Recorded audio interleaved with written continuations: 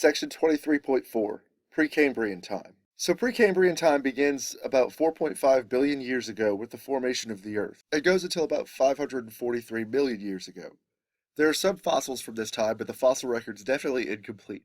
The rock record at this time is incomplete as well. Precambrian time is broken into three different eons: the Hadean eon, the Archean eon, and the Proterozoic eon. The Hadean eon, from about 4.5 billion years ago to about 3.8 billion years ago, was a period of extreme volcanic activity on the Earth. The Earth was very molten. This was when the components of the Earth were still coming together. There were collisions with a lot of space debris. This is when the Earth collides with a smaller object and the moon is formed. At this time, the atmosphere is primarily just carbon dioxide and water vapor, and there's no free oxygen whatsoever. The Archean eon begins 3.8 billion years ago and goes to about 2.5 billion years ago.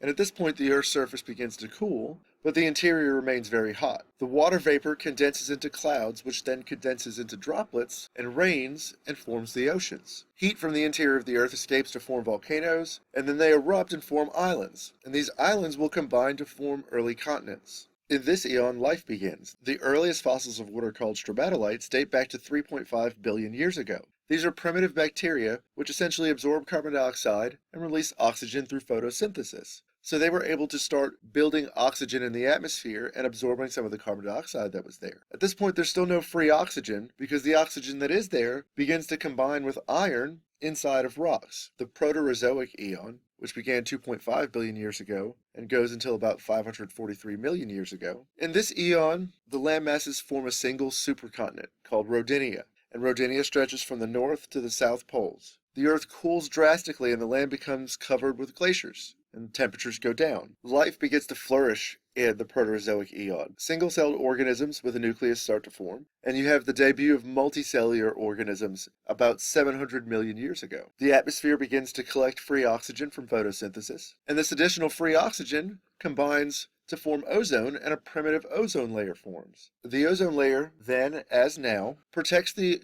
Earth from harmful radiation from the sun. And so with this ozone layer in place, new life forms can start to exist on land.